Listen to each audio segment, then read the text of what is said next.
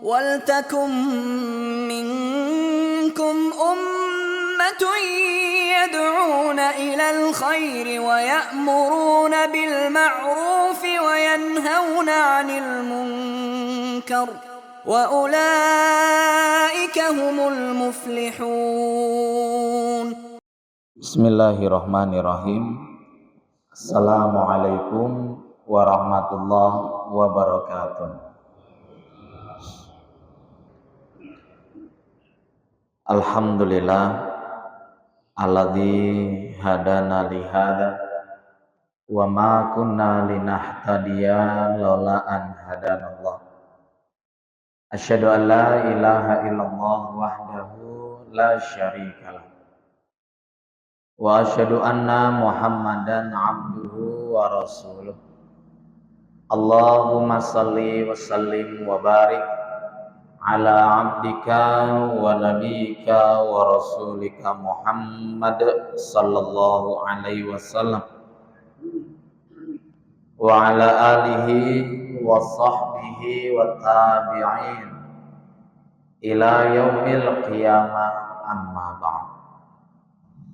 Kepareng matur wonten ing pangarsanipun Bapak Ibu para rawuh jamaah salat subuh Masjid Ar-Rahmah ingkang dening Allah mugi-mugi kula panjenengan pinaringan nikmat istiqomah. Amin. Alhamdulillahirabbil alamin. Mari kita untuk senantiasa membiasakan diri mengawali setiap aktivitas dengan mengucapkan alhamdulillah. Alhamdulillah atas kenikmatan istiqomah, kenikmatan iman, kenikmatan sholat, kenikmatan dekat dengan orang-orang saleh, kenikmatan dipertemukan dengan majelis-majelis ilmu Allah. Semoga kenikmatan ini oleh Allah dijaga sampai Allah memanggil kita untuk kembali di sisinya. Amin. Salawat dan salam mari kita sama-sama aturkan kepada Rasulullah Muhammad sallallahu alaihi wasallam sebagai tanda kita umatnya Nabi, sebagai tanda kita cinta dengan Nabi.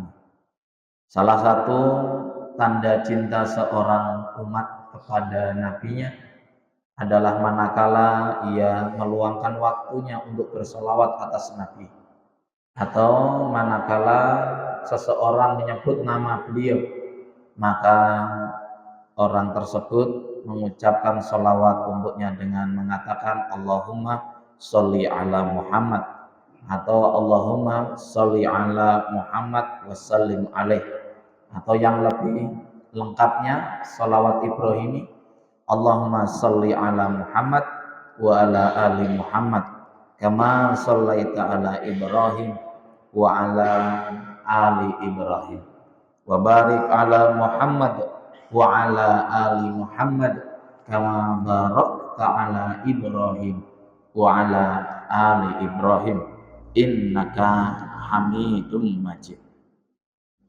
Ma'asyiral muslimin, Bapak Ibu, mari kita awali kajian subuh yang akan dilanjutkan sarapan apa? Kajian subuh dengan membaca basmalah bersama-sama. Bismillahirrahmanirrahim. Alhamdulillahirabbil alamin. Dalam majelis ilmu ini perkenankan saya untuk membahas terkait tafsir Al-Qur'an, dan untuk pertemuan setelahnya setiap 1 bulan di minggu ketiga kita akan membahas tafsir Al-Quran secara bertahap, step by step, ayat per ayat, tapi tidak secara detail, hanya menjelaskan sisi yang lebih luas, yang lebih umumnya saja. Alhamdulillahirabbil alamin. Yang ada di depan kita ini adalah Al-Quran. Sebelum kita membahas Al-Quran, kita harus tahu apa itu Al-Quran. Al-Quran merupakan kalamullah. Ini disepakati oleh seluruh ulama, yaitu firman yang memang sudah ditentukan berasal dari Allah dan diturunkan kepada Rasulullah Muhammad sallallahu alaihi wasallam melalui malaikat utusannya bernama Jibril. Turunnya Al-Qur'an tidak lantas sak gelondong, tapi step by step, kejadian demi kejadian atau tuntunan demi tuntunan. Maka ketika Al-Qur'an ini selesai turun oleh Rasulullah sallallahu alaihi wasallam yang menentukan urutannya. Rasulullah yang menentukan Al-Fatihah di depan. Rasulullah menentukan urutan ayat surat Al-Baqarah. Karena kita mengetahui turunnya ayat itu tidak sak gelondong. Surat Al-Baqarah langsung, itu enggak. Kadang surat Al-Baqarah ayat 100 sampai 105. Kadang turun lagi surat Ali Imran. Setelahnya turun lagi surat Al-Mu'minun dan lain sebagainya. Maka ketika Al-Quran sudah turun total selesai, Rasul yang menyusun urutan surat dan ayat. Sehingga ketika ada orang-orang orientalis, orang-orang yang membenci Islam yang mengatakan susunan Al-Quran itu susunannya Umar bin Khattab, itu tidak benar. Susunan Al-Quran susunannya Zaid bin Sabit, itu tidak benar. Apalagi yang mengatakan susunannya Al-Quran itu susunannya Bani Umayyah, itu pun tidak benar. Maka Al-Quran disusun langsung oleh Rasulullah sesuai dengan wahyu yang Allah turunkan. Maka dituntun oleh wahyu. Dan Rasulullah bukan pribadi yang suka berbohong atau berbohong satu kali pun. Rasulullah terkenal sebelum menjadi Rasul sudah menjadi pribadi Al-Amin. Al-Amin itu artinya pun yang dapat dipercaya. Kenapa dia mendapatkan kepercayaan sehebat itu? Karena dia tidak pernah sekalipun berbohong. Dan itu candu. Bapak, Ibu, para rawuh, ketika orang terbiasa untuk jujur, ketika dia akan mengatakan kebohongan, itu tenggorokan tercekik berat. Bahkan dia memilih diam daripada berbohong. Ketika dia makan nasi, makan sajian yang disajikan seseorang, bertamu di rumahnya orang, lantas si pemasak atau koki atau tuan rumah bertanya bagaimana masakan, mau jawab nggak enak, takut nyinggung perasaan, mau jawab enak, bohong, maka dia memilih diam. Inilah nek panjenengan menyuguhi makanan kok tamunya diam, berarti masakannya ya belum tentu juga nih. Siapa tahu tamunya memang tidak bicara. Nah, niku Muhammad Rasulullah tidak pernah berbohong. Sehingga ketika Allah hadirkan sifatnya wa ma yantiqu anil hawa, Rasulullah tidak pernah mengatakan sesuai kemauannya. In ila wahyun yuha, hanya wahyu yang diturunkan.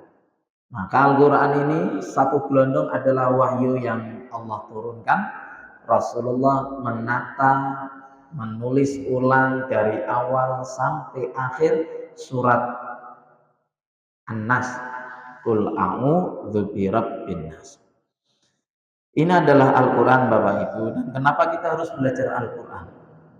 Karena Al-Quran merupakan warisannya Rasulullah. Karena Al-Quranlah Rasulullah akan tenang ketika umatnya tidak membersamai dia. Satu histori sebelum kita ke tafsir, supaya kita lebih marem nanti belajarnya. Kenapa kita belajar Al-Quran? Satu histori Islam, Rasulullah Shallallahu Alaihi Wasallam sebelum dijemput ajalnya, malaikat Israel bertanya kepada Rasul, apakah Anda siap? Rasul menjawab, saya belum siap sampai saya tahu jelas bagaimana kondisi umat saya sepeninggal saya. Maka Israel memberikan wasiat kepada Rasul bahwasanya Al-Quran itu cukup untuk mereka. Sehingga turun wasiat terbaik Rasulullah tatkala sholat Isya. Tatkala imamnya Abu Bakar Abu Bakar berdiri menjadi imam, Rasul sakit. Sudah 3 hari Rasul sakit. Ini malam terakhir sebelum Rasulullah wafat. Rasulullah membuka jendela rumah melihat Abu Bakar berdiri menjadi imam. Rasulullah bahagia karena sudah menemukan sosok yang bakal memimpin. Jadi imam niku pemimpinnya masyarakat. Imam itu bukan karena dia takmir masjid, bukan karena dia kiai atau karena dia yang bagus suaranya. Tapi imam adalah orang yang ditokohkan secara keagamaan dan secara duniawi. Maka ketika Rasulullah hidup tidak ada yang imam kecuali Rasul. Kalaulah ada yang imam itu untuk mengimami daerah-daerah yang tidak mungkin ikut sholat bersama Rasul. Katakanlah Mu'ad bin Jabal, itu imam dari daerah pinggir selatan kota Madinah. Abu Musa al-Asy'ari itu juga imam, Zaid bin Sabit juga imam. Tapi tidak mengimami Masjid Nabawi. Dia mengimami masjid-masjid atau musola-musola yang tidak memungkinkan penduduknya datang 5 waktu di Madinah atau di Masjid Nabawi. Ketika Rasulullah sakit, yang diminta menjadi imam itu Abu Bakar. Melihat Abu Bakar sudah menjadi imam, maka Rasulullah jalan keluar rumah. Buka jendela melihat imamnya sudah ada Abu Bakar, beliau keluar. Mas Tasa, kok Rasulullah buka jendela kok bisa melihat imam? Karena rumah Rasul sama mimbar itu jaraknya cuma kurang lebih 30 meter. Katakanlah sisi jendela mereka ini rumahnya Rasul. Tetak imam niku teng mriko, pojok niku. Dan jalan yang Rasulullah lalui antara rumah dan mimbar oleh Allah diabadikan dengan nama Raudhah. Raudhah niku salah satu taman surga. Sehingga makamnya Rasul niku ya rumahnya Rasul. Dan ini bantahan kepada orang-orang yang membangun masjid di dalamnya ada kuburan. Karena kuburannya Rasul itu di luar masjid, tidak di dalam masjid. Ketika Rasul wafat dimakamkan di rumahnya. Dan ketika pada pelebaran Masjid Nabawi, rumah Rasul tidak dianggap masjid, maka diberi kotak, ditutup dan tidak boleh sholat di sana. Singkat cerita, Rasulullah melihat Abu Bakar, Rasulullah ikut sholat dengan Abu Bakar. Abu Bakar tidak mau mengimami Rasul. Maka Rasul sholat di sampingnya Abu Bakar. Abu Bakar imam, Rasul duduk. Kenapa Rasul tidak menjadi imam? Karena imamnya duduk. Nek ada imam duduk, makmumnya wajib duduk. Kalau imamnya tidur, makmumnya wajib tidur. Karena imam diikuti makmum. Maka mencari imam ya imam yang mampu berdiri untuk makmum yang masih berdiri. Tapi kalau imam berdiri, makmum duduk, tidak masalah. Setelah sholat, Rasulullah berkata, memberi nasihat terakhir yang terkenal, salah satu nasihatnya yaitu taraktukum amroy. Saya akan meninggalkan kepada kalian 2 perkara. Niku sahabat niku sudah tahu ini sudah waktunya. Tidak ada yang tidak menangis, Bapak Ibu. Momen paling menyedihkan, menyayat hati adalah momen ketika Rasulullah ba'da Isya duduk di depan sahabatnya, kalau berdiri memakai tongkatnya beliau, mengatakan taraktukum amrayn, aku tinggalkan kepada kalian 2 perkara. 1 Al-Quran, yang kedua As-Sunnah, kebiasaanku. Al-Quran catatan tertulis. As-Sunnah Rasulullah niku Al-Quran berjalan. Berarti orang mengamalkan apa yang Rasulullah lakukan sama dengan mengamalkan Al-Quran. Maka kenapa kita harus mempelajari Al-Quran? Karena Al-Quran kunci hidup sepanjang masa. Banyak orang tersesat cara hidupnya, bingung meh opo urip amargi napa tebih saking Al-Quran. Banyak orang disorientasi, salah bertujuan hidup. Banyak mertua orang tua salah menikahkan anaknya. Banyak anak salah mencari jodohnya. Banyak orang tua salah memasukkan pendidikan anaknya karena orientasinya tidak dengan Al-Quran. Orientasinya dengan artis. Orientasinya dengan media sosial. Orientasinya dengan budaya yang lagi booming saat itu. Maka ketika dia tidak masuk atau tunduk kepada Al-Quran, yang ada hanya terombang-ambing. Seperti air yang digerakkan oleh keadaan. Melaku tapi ra ono tujuane. Ketika ada orang berfilsafat, berprinsip, jadilah air yang selalu mengikuti arus, tidak pernah membentur arus. Ya nek air ini tahu tujuan, nek tidak tahu, ya, hanya mengikuti tren aja. Maka itu bahaya. Maka jadilah orang yang mengikuti Al-Quran dan As-Sunnah. Dan Al-Quran pada pagi hari yang insya Allah diberkahi Allah, kita akan membahasnya dan semoga ilmu yang kita dapatkan oleh Allah diberikan istiqomah. Amin. Bismillahirrahmanirrahim. Bapak Ibu, kita akan mengawali dalam surat Al-Fatihah, yaitu yang dikenal dengan berbagai macam nama, Ummul Kitab, Sab'a Mathani, Al-Qadim, Al-Fath, dan Al-Fatihah. Yang dikenal dengan Sab'a Mathani, yaitu surat Al-Fatihah, ada 7 ayat.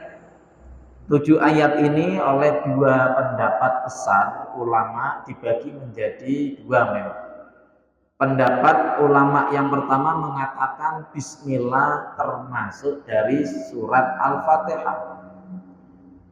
Pendapat yang kedua tidak memasukkan Bismillah dengan surat Al-Fatihah.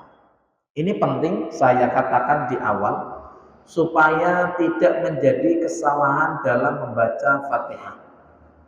Apa kesalahannya? Ketika seseorang mengatakan Bismillahirrahmanirrahim dengan suara jelas, jahar, maka dia sudah menganggap Bismillah ini ayat pertama dari Fatihah. Kalau menganggap Bismillah ini ayat pertama, Bapak Ibu, langsung aja poin pentingnya, tidak boleh berhenti ketika membaca Shiratal ladzina an'amta 'alaihim. Tidak boleh berhenti di situ. Kalau berhenti di situ mengubah makna. Berarti ayatnya enten 8, mboten 7. Shiratal ladzina an'amta 'alaihim ghairil maghdubi. Dia berhenti, tidak diulangi tapi disambung langsung. Berarti ayat Fatihah enten 8. Jelas niki nggih? Maka ketika ada yang berhenti Shiratal ladzina an'amta 'alaihim, dia harus mengulangi lagi. Atau berhentinya di barisan setelahnya. An'amta 'alaihim ghairil maghdubi alaihim. Baru dia ulangi lagi ghairil maghdubi alaihim waladhdallin. Ini penting karena sering sekali ini hanya menjadi sesuatu yang maklum, padahal ini fatal sekali. Ulama yang menjaga cara baca Al-Quran riwayat sab'ah, tidak ada yang menganjurkan membaca seperti itu. Maka ketika ada Fatihah dijaharkan di bacaan imam diharamkan, dilarang berhenti. Kalau mau berhenti, ngulangi lagi. Kecuali kalau bismillahnya tidak dijelaskan. Dia sir di hati. Di hati nggih. Kalau orang membaca Bismillahirrahmanirrahim. Niku kira-kira sir napa jahar? Niku jahar Bapak Ibu. Jangan sampai orang mengatakan kan saya berbisik. Itu karena ada mic, kedengaran tetap. Sesuatu yang bisa didengar orang lain itu namanya jahar. Namanya berbisik itu tidak diketahui sampingnya. Tapi kalau diketahui sampingnya bukan berbisik, berbicara secara pelan. Berbisik itu tidak terdengar. Tapi kalau terdengar, Bismillahirrahmanirrahim. Alhamdulillahi Rabbil Alamin. Itu jahar. Kalau sudah jahar tidak boleh berhenti. Siratal ladzina an'amta 'alaihim ghairil maghdubi 'alaihim. Diulangi lagi. Ghairil maghdubi 'alaihim waladdallin. Niku baru yang betul. Jelas niki nggih Bapak Ibu. Sab'a masani, ada 7 ayat. Dan Allah letakkan ayat pertama untuk catatan yang kita ketahui bahwasanya ayat pertama ada yang menyepakati basmalah. Dan Allah letakkan Bismillahirrahmanirrahim sebagai ayat pertama dalam surat Fatihah. Kenapa oleh ulama disepakati ada yang bismillah?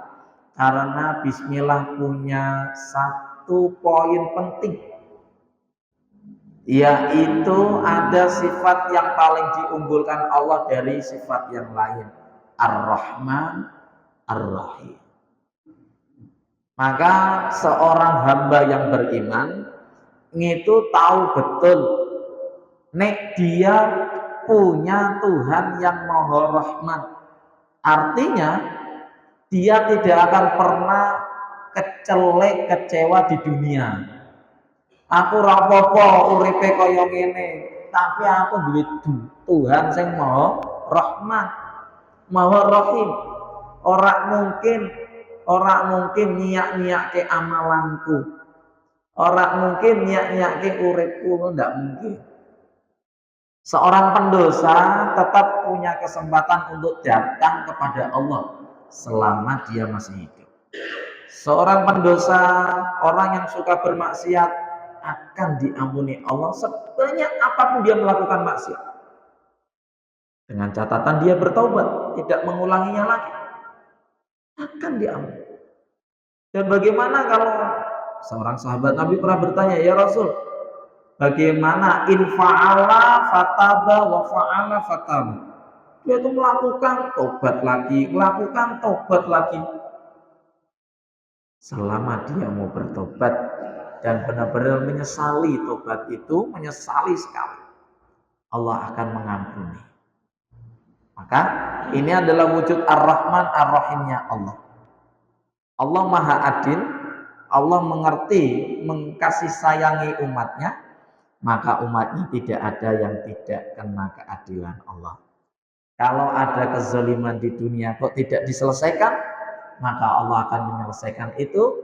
Wa huwa ahkamul hakimin. Allah sebaik-baik hakim. Mila kula panjenengan boten sah. Napa nggih bahasanya itu? Ya terlalu sepaneng di dunia. Nek enten tiang jahat itu wajar. Wong di zaman Nabi yang katanya generasi terbaik, sing jahat yo Abu Lahab. Ya sekarang yang enten tiang jahat wajar. Yang penting kita tidak menjadi orang yang jahat. Kalau ada penipu mesti enten. Setiap zaman itu mesti enten penipu nih. Setiap zaman itu mesti enten tiang yang maksiate. Mboten saya tidak mau sepaneng. Asal kita yang bukan maksiat saja. Ketika kita mengajak, ya mesti enten engkang derek. Ya enten engkang musuhi, mesti. Mboten saya tidak mau sepaneng. Santai mawon. Berumah tangga, bertetangga mesti enten engkang musuh, enten engkang nyedulur. Niku wajar. Rasul sebaik-baik manusia, ya musuhnya pamane dhewe. Ya, dia mau santai karena akan ada nanti hukumannya dari Allah, akan ada ketetapannya dari Allah. Jadi tidak perlu harus dispanengkan.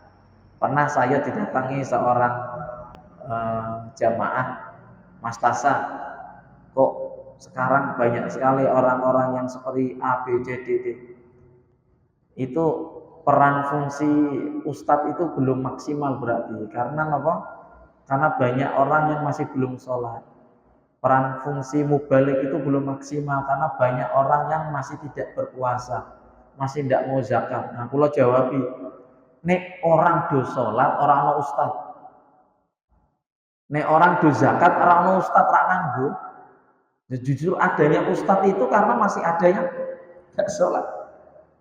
Makanya ibarat rumah sakit, nek orangnya itu sehat semuanya, apa fungsi rumah sakit? Tidak ada fungsinya.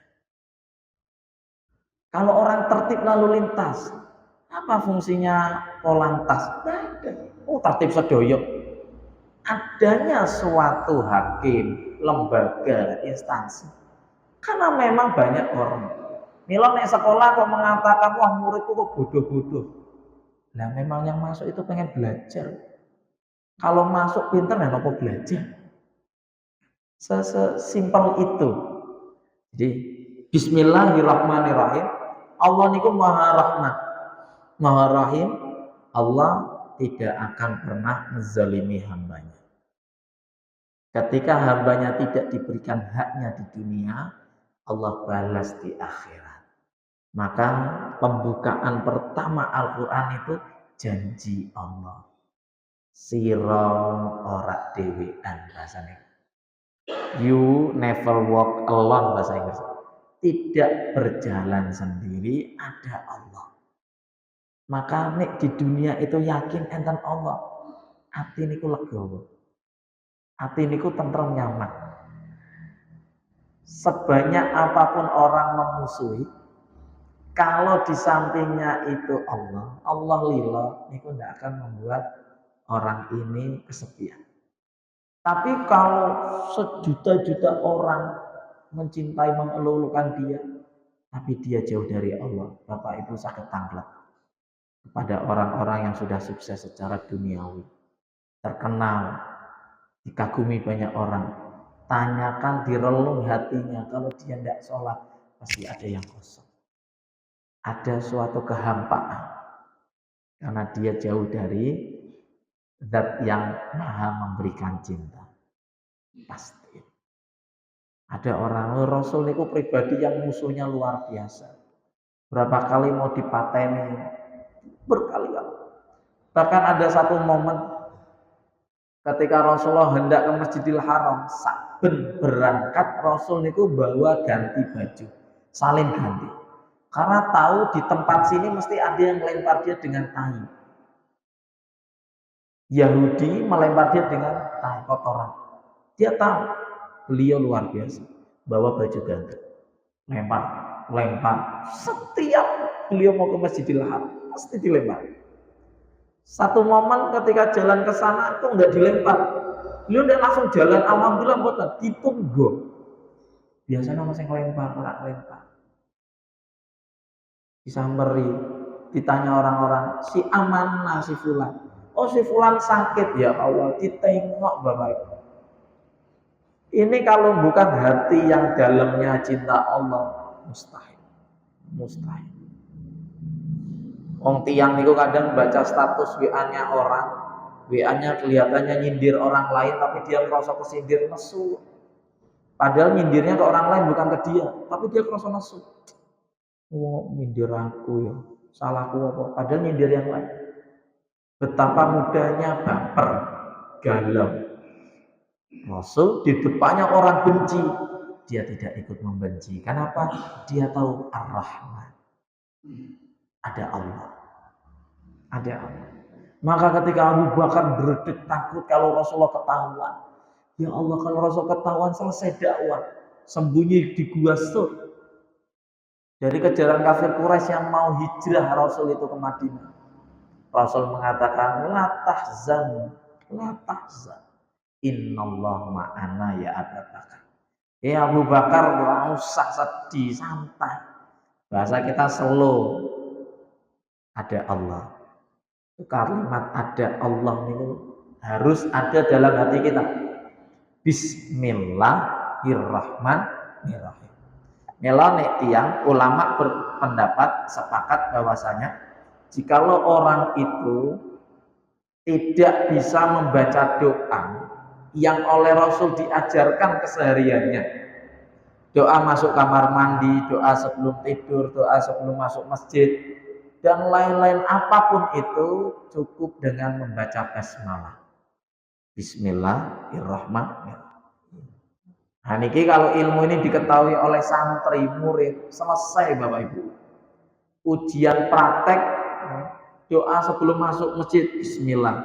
Tidak mungkin disalahkan, ya benar kan? Doa mau ke kamar mandi, bismillah, itu benar. Doa mau makan, bismillah, benar.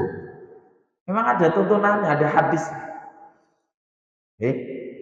Inilah bagaimana kita mengetahui kekuatan dari bismillah yang melingkupi keyakinan seorang muslim bahwasanya Allah bersama dirinya dan yang bersama dirinya Tuhan yang Rahman, yang Rahim. Kasih sayangnya melebihi azabnya, kasih sayangnya melebihi murkanya dia. Mila manusia yang pendosa-pendosa itu harus diberikan rasa optimis, nek kamu itu bisa kok kembali baik lagi. Dan orang-orang yang sudah soleh diberikan semangat optimis kalau ibadah kita pun tidak akan sia-sia. Ada orang yang jamaah terus tiba-tiba tidak jamaah. Lupa kok tidak jamaah, kok doai Mas Tasa. Mau aku sholat ya utangnya soyo nambah. Katanya sholat itu melancarkan rezeki, ngopo ono ning lancarke utang. Tetep rasa kesaur utang. Akhirnya dia tidak sholat. Ini karena kurang kabar gembira bahwa dia itu tetap tidak akan disia-siakan sholatnya. Ada lagi orang yang merasa kalau dia itu berbuat jahat, maksiat, Allah tidak menghukumnya. Wah, aku rak sholat, tapi yo urip-urip bae. Insyaallah. Matur suwun. Tak andek mawon. Matur suwun. Aku rak sholat, yo nikmat-nikmat aja hidupku. Itu orang yang harus kita kasih kabar bahwasanya kenikmatan yang dia nikmati tidaklah selamanya. Bapak Ibu, itulah ayat pertama, Bismillahirrahmanirrahim. Suatu ketundukan, kepasrahan, kepatuhan seorang hamba bahwa dia memiliki Tuhan satu dan Tuhan itu Maha Rahman, Maha Rahim. Ayat selanjutnya, Alhamdulillahirabbil alamin. Ketika ayat sebelumnya mengatakan basmalah sebagai awal dari dia melakukan dan meyakini apapun, ayat setelahnya ditutup atau diteruskan dengan alhamdulillah. Artinya napa Bapak Ibu? Nih dia tahu Tuhan itu Maha Rahman Rahim, mesti akeh syukure. Mesti akeh syukure. Dalam kondisi dia nikmat atau dalam kondisi dia lagi sekarat, dia tetap alhamdulillah. Mila oleh sebagian ulama ditulis nek dapat nikmat niku bunyinya alhamdulillah bi ni'matihi tatimmus sholihat. Ya Allah, dengan nikmat yang telah Engkau berikan tatimmus sholihat, sempurna kebaikan, sempurna kenikmatan. Tapi kalau mendapatkan ujian, dia pun mengucap alhamdulillah. Ditambah alhamdulillah ala kulli halin. Segala puji bagimu ya Allah atas segala kondisi. Saya tetap memujimu. Inilah seorang muslim. Karena dia merasa dia itu hanya dititipi, tidak merasa memiliki. Istriku milik Allah, suamiku milik Allah, anakku milik Allah, rumah ini milik Allah, aku mau dititipi. Umurku milik Allah, ilmuku milik Allah, kesehatanku milik Allah, aku mau dititipi. Maka ketika sudah menjaga kesehatan, diet, makanya dijaga, tidak gorengan, tidak malah jeroan, tidak yang gula-gula. Kok sakit? Yang ucap alhamdulillah. Kenapa?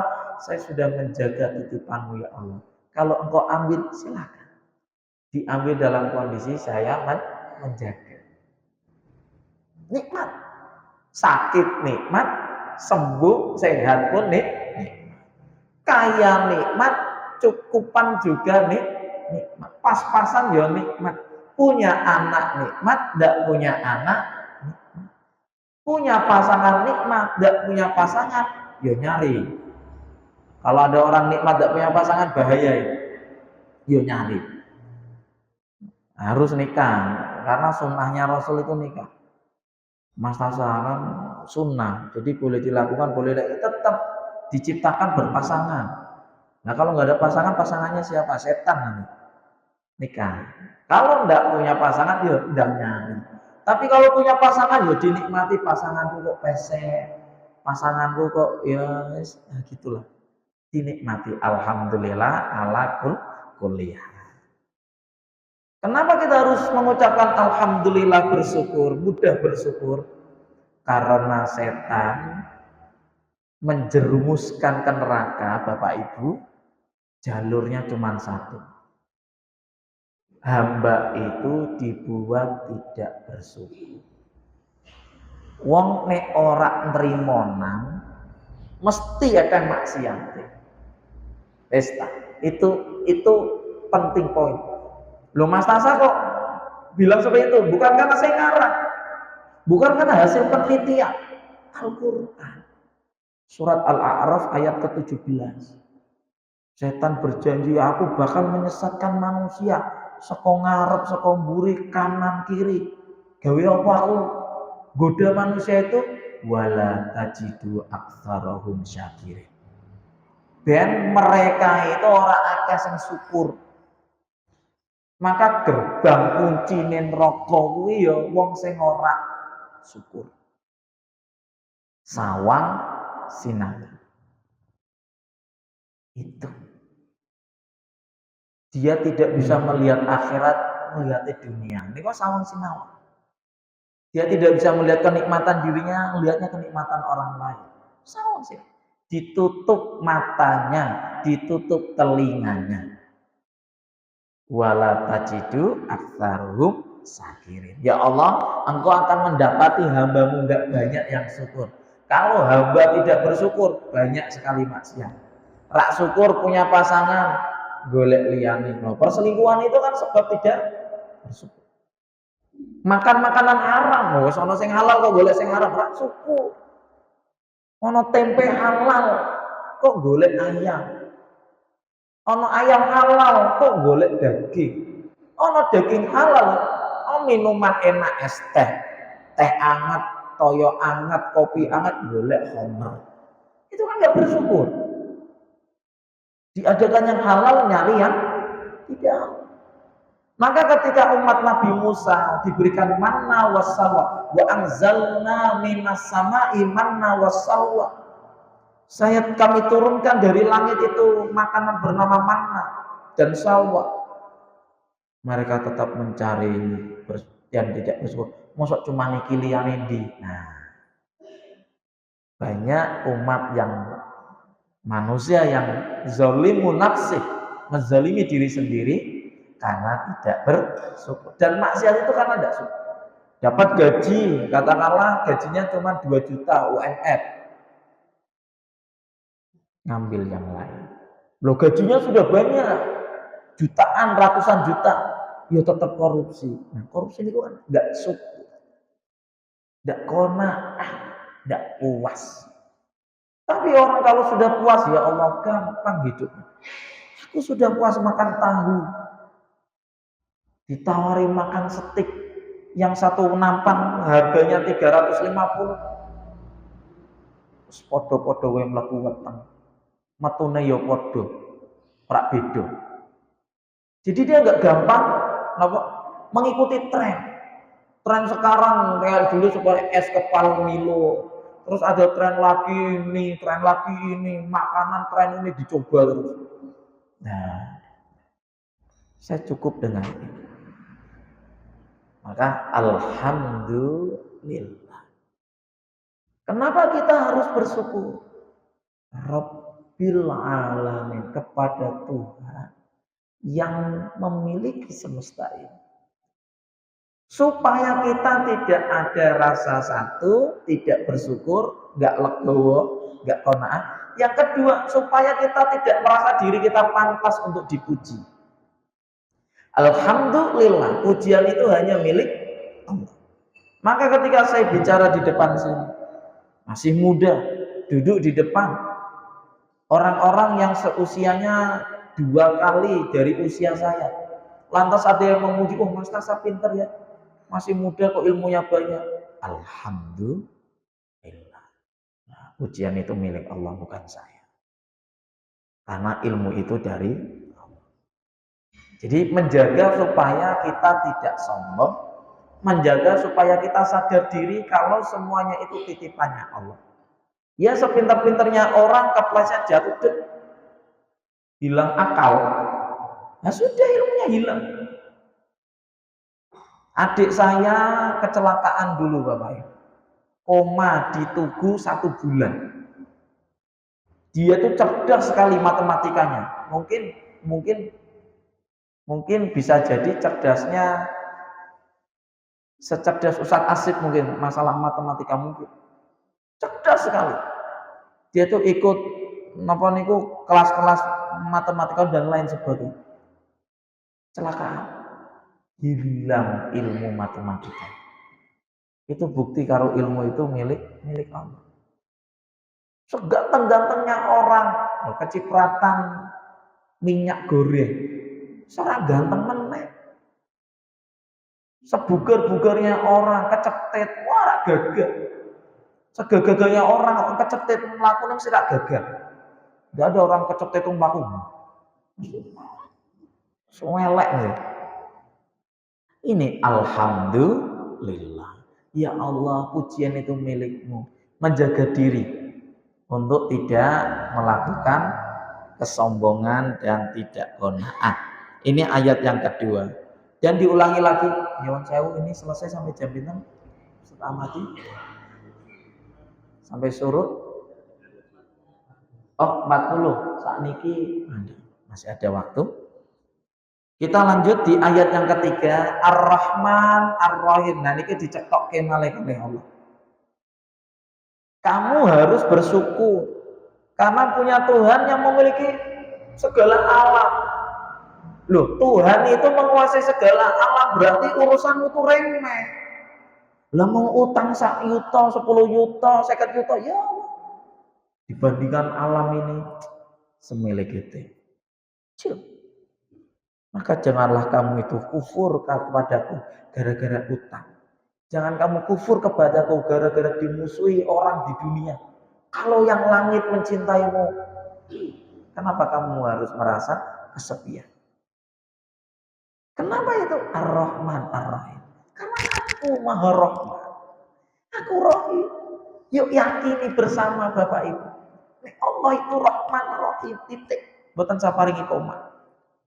Nek enten masalah napa ya Allah Ar-Rahman Ar-Rahim. Nek enten kenikmatan napa alhamdulillah Ar-Rahman Ar-Rahim. Ya Allah Gusti, aku rak butuh, tapi malah Engkau adakan. Aku butuh, sebelum aku butuh Engkau datangkan. Ar-Rahman. Jadi gampang bersyukur. Punya kenikmatan itu gampang berbagi. Ndak cetil. Wong cetil itu tanda rak syukur. Dan cetil pangkal utang. Orang yang cetil itu biasanya tidak jauh dengan utang. Orang yang utang cetil. Orang yang tidak pernah melunasi utang itu orang yang pelit. Termasuk orang yang pelit. Kenapa? Dia itu punya uang. dia punya harta, tapi tidak digunakan untuk lunasi. Dia gampang ngutang lagi, ngutang lagi, ngutang lagi. Dia punya rumah, dia punya tanah, tapi tidak pernah dia jual untuk dilunasi utang. Orang bakhil. Kan? Ar-Rahman Ar-Rahim. Tidak merasa memiliki, itu hanya titipan. Semakin banyak Allah kasih kepada dia, semakin banyak dia berikan kepada orang lain. Allah kasih dia harta, ya hartanya digunakan untuk kebaikan. Untuk kebaikan istrinya, kebaikan anaknya, kebaikan keluarga, kebaikan tetangga, saudara, kebaikan masjid. Karena dia nggak merasa ini akan abadi. Ketika dia punya ilmu, dibagikan kepada siapapun. Karena dia tahu ilmu itu bukan untuk pribadi, tapi titipan. Nah, inilah Bapak Ibu, Ar-Rahman Ar-Rahim, ditekankan lagi sama Allah. Ayo, Ar-Rahman Ar-Rahim. Kalau ada apa-apa, Ar-Rahman Ar-Rahim. Alhamdulillah, Huwar Rahman Rahim. Dia yang Rahman, dia yang Rahim. Mantap. Enak. Berangkat haji, berangkat umroh, di sana kok panas. Di sana kok hotelnya jauh. Di sana kok sok-sokan. Alhamdulillah. Ar-Rahman. Rak popo kepanasan. Rak popo sok-sokan. Rak popo urip kuning patean ini koyong ini rak popo. Asal jenengan lilo ya. Ini di garis bawahi. Asal engkau ridho. AAR. AR itu bukan berarti A. Untuk AR Fahrudin ya. Tapi AR asal Allah ridho. AAR asal Allah ridho. Enggak apa-apa. Mau hidup saya bagaimanapun Ar-Rahman Ar-Rahim asal Allah ridho. Tak jalan. Inilah salah satu yang dianjurkan berdoa Bapak Ibu. Doa niku kan asta nempel kanan kiri. Jempol mboten nderek nempel.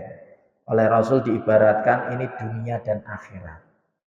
Ketika berdoa disunnahkan, kalau saya mengucapkan bisa disyariatkan mengucap nama Allah.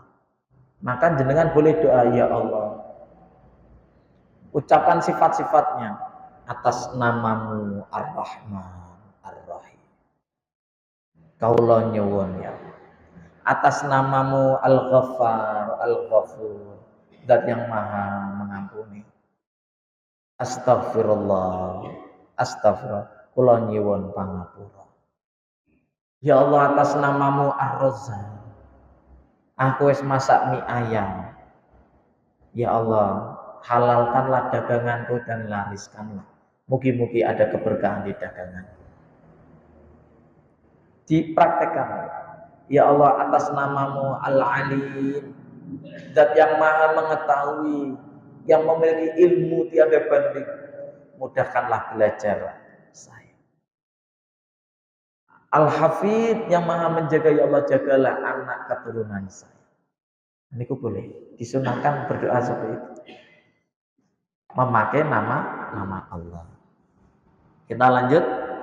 Ar-Rahman Ar-Rahim Maliki Yaumiddin. Nah, ini mau kita bahas di pembahasan pertama. Napa niku? Kita yakin kasih sayangnya Allah, dan kasih sayang itu kita bawa sampai hari akhir, hari pengadilan. Karena Allah yang punya Yaumiddin. Allah nggak menyebut Yaumul Qiyamah, Yaumul Akhirah. Allah nggak nyebut itu. Tapi Allah nyebutnya Yaumuddin atau Maliki Yaumiddin. Allah punya hari pembalasan. Jadi tanda welas asihku itu bukan urip nikmat ning donya mboten. Itu merupakan salah satunya, tapi yang cetha, yang jelas, aku punya hari pembalasan. Siro raksar oleh apapun yang engkau lakukan di dunia, tak balas. Dan pembalasan itu Allah tetapkan paling kuat di akhirat. Maka atas namaku Rahman Rahim, semua kebaikan, keburukan akan aku adili di akhirat. Sehingga kalau kebaikan kula panjenengan kok ditusuk dari belakang, ada orang yang dibaiki kok habis itu mentungi, ndak usah.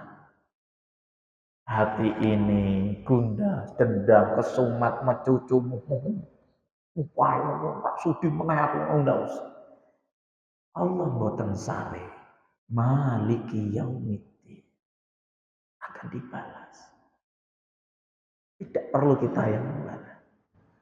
Niku nek tiang muslim melakukan itu nikmat hidup. Dia punya prinsip. Dia punya prinsip gampang.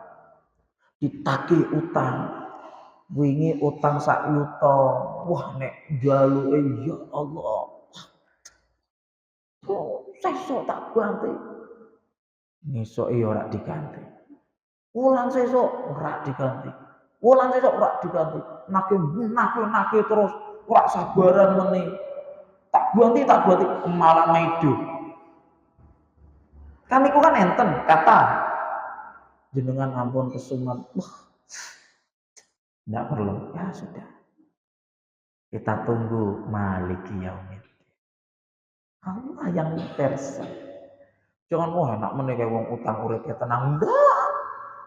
Dia tenang cuman mungkin 30 20 tahun. Nek mati ora tenang abadan. Nek ada orang rekoso, jangan mikir wah aku kok uripe rekoso. Ya Allah, rekoso-rekosone tiyang Bapak Ibu mau 70 80 tahun rekosone. Setelah itu abadan nikmatnya ning surga. Jadi kita membicarakan tentang balasan. Aku tuh bakal abadi ning di neraka apa surga. Nek pilihannya cuma dua neraka atau surga, dia gak akan peduli nikmat di dunia. Masa bodoh. Kenapa? Aku ngoyake surga nih. Abadi nih. Rasul niku sedone umur pinten 63. Hidup Rasul cuma 63. Sengsarane Rasul dakwah mung 63 tahun. Saat niki Rasul ten pundi? Alam barzah. Sudah berapa tahun Rasul ten alam barzah? 1440 tahun.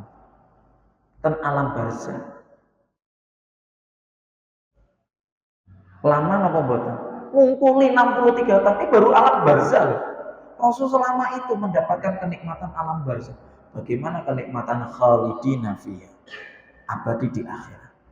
Maka Fatihah itu nyetake, menjelaskan Ar-Rahman Ar-Rahim. Hidupmu kudu positif, kudu optimis, semangat ibadah, semangat amal soleh, amal inopo.